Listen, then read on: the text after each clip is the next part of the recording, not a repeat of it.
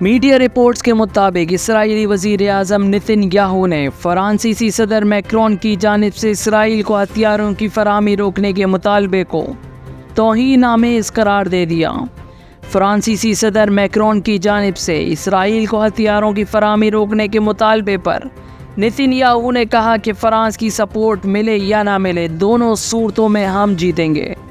اپنے ایک ویڈیو پیغام میں نیتن یاہو نے کہا کہ اسرائیل اس وقت 7 محاذوں پر لڑ رہا ہے، مگر اس کے باوجود فرانسیسی صدر اور دیگر مغربی لیڈرز کی جانب سے اسرائیل کو ہتھیاروں کی فراہمی روکنے کی بات کی جا رہی ہے، جو شرمناک ہے۔